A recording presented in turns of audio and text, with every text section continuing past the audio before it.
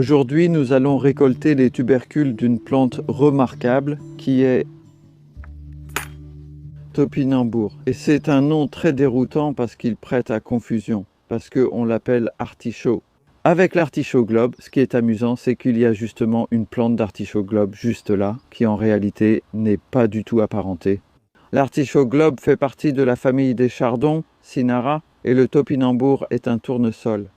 En fait, on l'appelle sunchoke, d'ailleurs en Amérique du Nord, d'où il vient, et les choke ou tubercules, les parties que nous mangeons, sont réputées pour n'être peut-être pas très faciles à digérer.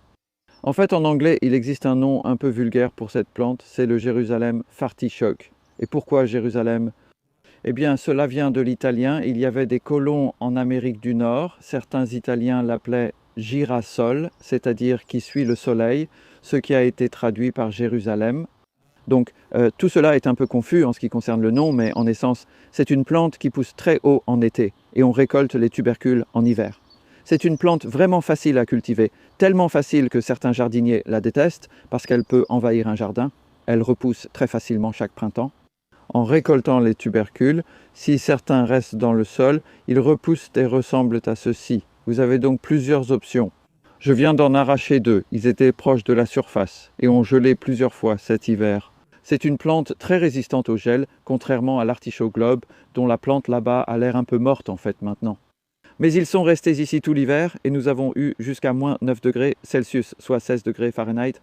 Ils ont très bien résisté et puis quand vous les plantez, quand je les plante, je cherche en fait quelque chose d'un peu moins bosselé que ça. Les tubercules peuvent devenir très bosselés et même si c'est tout à fait comestible, il peut être assez difficile de les nettoyer. Vous verrez dans une minute, lors de la récolte, la variété de forme et de taille. Je choisirai un spécimen plus gros que celui-ci. Mais vous voyez que celui-ci est bien rond et sphérique.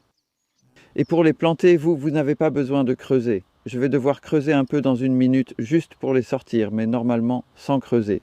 On ne prépare pas le sol d'aucune façon, sauf en mettant simplement du paillis de compost par-dessus, puis on dépose votre tubercule, celui que vous avez choisi, et c'est tout.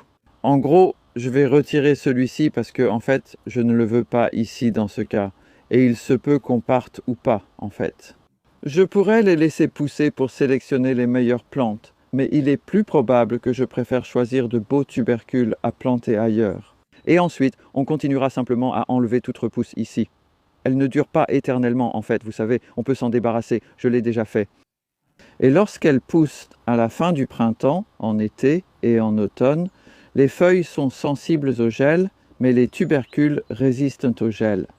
Donc elles poussent vraiment très vite. Et celle-ci était bien plus grande que moi, elle faisait plus de 3 mètres, 10 pieds, 11 pieds de haut. Le problème avec ça, c'est qu'elle risque de se renverser. Et en fait, certaines l'ont fait. C'est pour ça que celle-ci est maintenant détachée. Parce qu'on l'a coupée après le passage du vent, il était trop tard, elle est tombée et on a perdu un peu de croissance à cet endroit. Et elles ont ces magnifiques petites fleurs jaunes, ce sont les tournesols. Alors, regardons et voyons ce qu'il y a ici avec la méthode sans labour. Vous voyez, même sur cette partie qui est tombée, il y a pas mal de tubercules et il faut souvent les séparer un peu pour les récupérer. Il y a un énorme tubercule sur la plante. Je vais en laisser une partie pour plus tard afin de ne pas vous retenir trop longtemps. Ce que je veux faire, c'est simplement en sortir le plus possible et vous montrer ce qu'il y a ici. Comme ça, vous avez une idée. Je pourrais utiliser une bêche ou une fourche. Regardez-moi ça, c'est incroyable. Certains d'entre eux sont un peu pourris là où ils rejoignent la tige. Regardez-moi tout ça, c'est vraiment beau. Et celui-là, par exemple, serait parfait à replanter. Peut-être pas autant pour celui-ci. Et il y a beaucoup de nourriture là-dedans. Vous voyez comme il se détache facilement. On entend ce joli craquement quand il se détache.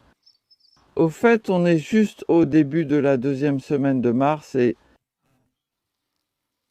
après cet hiver froid, il n'y a pas encore de repousse, mais s'il avait fait un hiver plus doux, elles auraient probablement déjà commencé à germer un peu. Je vais juste en casser une ici, ça facilitera le lavage. J'ai de l'eau dans le seau, donc je vais leur donner juste un petit rinçage rapide.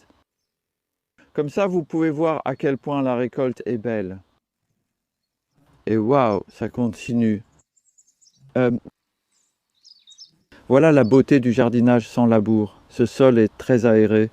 En fait, cette plate-bande était une plate-bande de rhubarbe l'année dernière, et la rhubarbe avait 10 ans et arrivait plutôt à sa fin. Toute cette zone est un peu une récolte de vivaces et donc nous avons replanté la rhubarbe ailleurs et cela était une excellente... Oh, il y en a encore plus. C'est un très bon exemple d'un endroit qui est très difficile à nettoyer, voire impossible. Je pense qu'il faudra casser ça à un moment donné ou alors tu peux enlever celle du bord comme ça. Eh bien, je viens de me déplacer pour prendre un peu plus d'eau. La récolte était plus importante que je ne le pensais et j'ai trouvé une ou deux choses intéressantes, comme un des tubercules qui commençait tout juste à germer ou à pousser. Donc, c'est une indication de la façon dont ils font et que c'est une bonne période de l'année pour les planter. C'est ce qui cause le problème de repousse. Un peu comme les pommes de terre, les topinambours produisent beaucoup de petits tubercules. Et ils vont repousser, ils ne donneraient pas une récolte fantastique, mais ils vont repousser, donc c'est le genre de choses que vous pourriez enlever après votre récolte. Vous aurez remarqué que j'allais de plus en plus loin autour du bord. J'ai été surpris, en fait, dans ce cas, de voir jusqu'où ils sont allés. C'est peut-être parce que, lorsque nous avons enlevé la rhubarbe, nous avons dû un peu creuser le sol pour retirer les racines de la rhubarbe. Pas toutes les racines, mais la racine principale, et donc le sol était assez ameubli. Mais la culture sans labour est idéale pour faire pousser ces légumes parce que, comme beaucoup de légumes racines, ils restent en surface et cela veut dire, vous voyez, on peut les voir. Je n'ai pas eu besoin de bêche là, j'ai utilisé un peu ma truelle et c'était très pratique.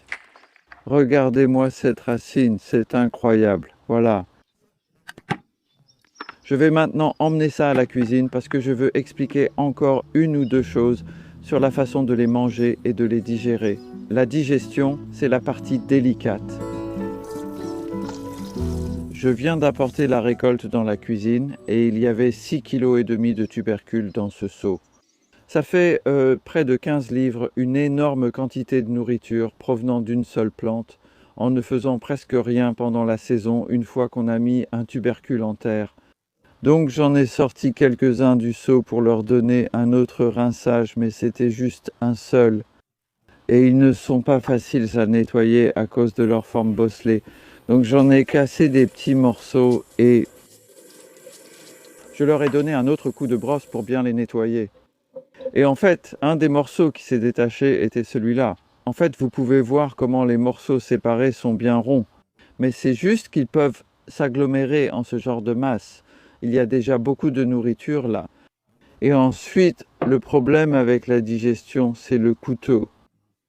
L'inuline, comme on l'appelle, ce n'est pas de l'amidon, c'est du fructose. Et c'est un polymère de fructose. C'est ça l'inuline. Voici à quoi ressemblent les tubercules à l'intérieur. Ils sont magnifiques, blancs, vraiment savoureux, donc vous pouvez les faire sauter et les mettre dans une soupe. Voilà, c'est ça. Il y a un peu de terre ou de compost. En fait, ça ne me dérange pas trop d'avoir un peu de terre ou de compost dans ma nourriture. Vous savez, c'est plein de microbes qui sont vraiment bons pour vous. C'est juste que vous ne voulez pas le « oh, c'est blanc », c'est un autre petit morceau bosselé. Voilà. Vous avez ce genre de petits morceaux à l'intérieur où le compost ou la terre s'accumule, mais oui, certains de ces microbes sont bons.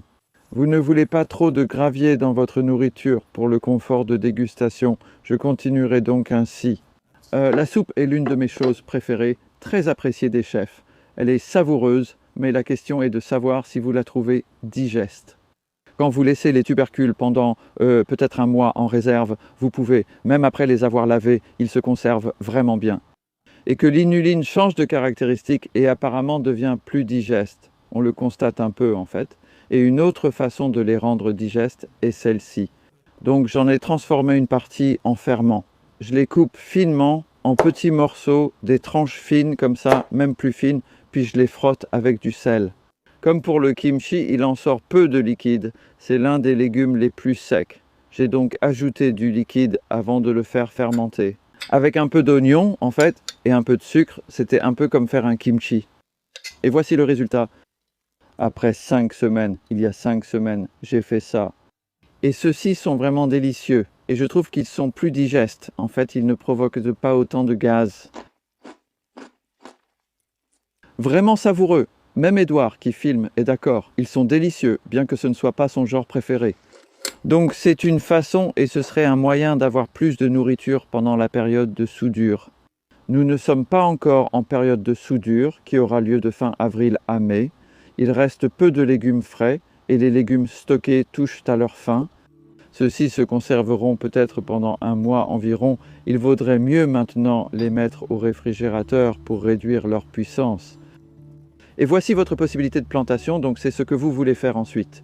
Vous pouvez planter un gros comme celui-ci ou planter des plus petits comme ceux-là. Choisissez les versions les moins bosselées. Amusez-vous bien.